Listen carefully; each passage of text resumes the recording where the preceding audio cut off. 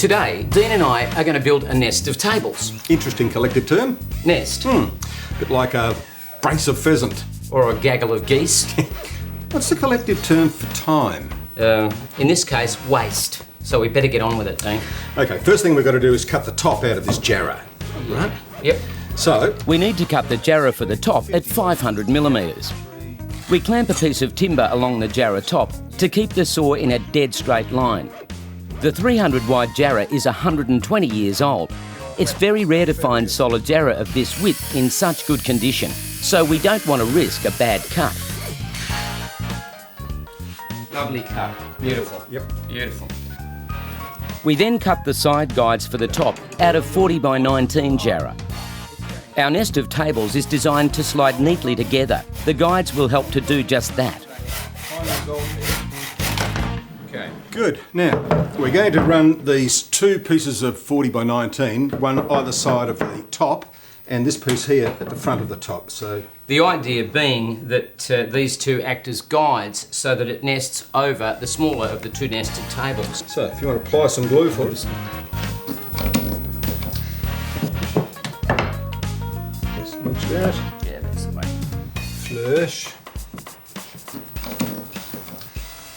This glue is great. It's incredibly strong. It's professional quality tradesman's glue, but it goes off really quickly, and it's very important to wipe off the excess and don't leave it drying on the bench this way because you might find it bonds itself to the bench, so we'll move it in a second. Want to get the second one, Dean? Certainly. Okay, that's great. Well, I'll just put this to one side to dry. The table will have 3 front legs and 2 side legs.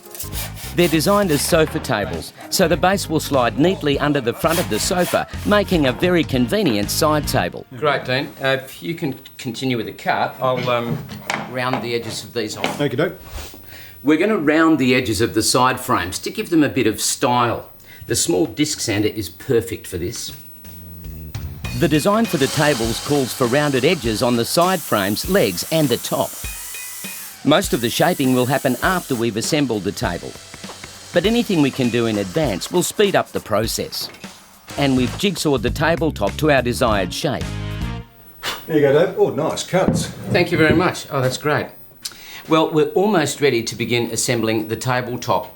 We don't want any of the fittings to be actually visible. Well, on the underside, we're going to use the screws because you won't see them. But on the top, it's a little bit more difficult to hide the fixing points. So in the top, I'm going to drill and countersink the screws. And then we're going to use a piece of ebony piano key to dress the holes. Should make quite a nice little feature for the top. So, Dean, why don't I go and square off the ebony keys and you can drill and countersink the holes? Okay, no problem. Good.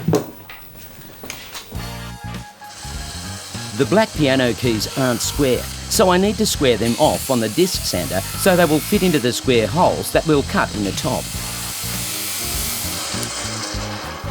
We're going to countersink the holes. It's a little bit deep for an ordinary countersinker. We've got to go in a fair way, so we're going to use a drill bit, which is the size of the screw head. I've marked the depth that we go into, and this little flap will make it easier to see when we reach the right depth.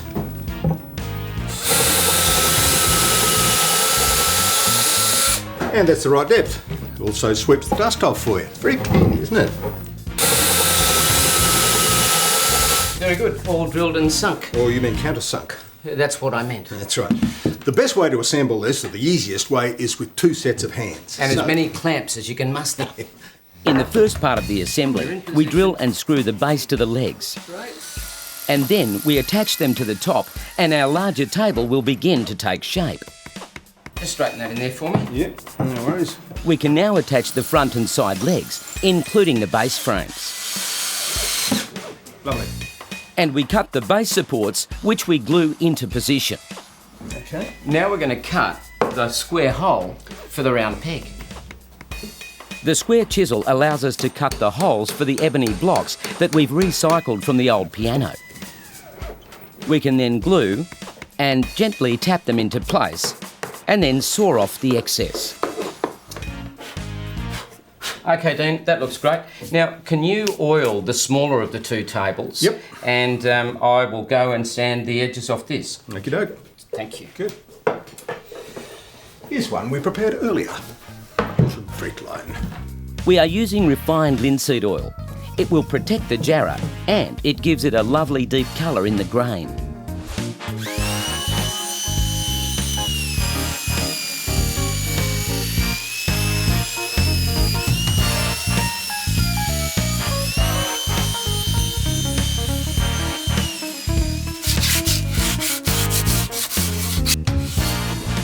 Okay. Oh, good. Let's see if they fit.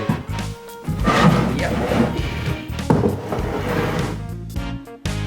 Oh, very nice. There we have it, our nest of tables. And a happiness of DIYers. Good collective term, Dean. I thought it was pretty good.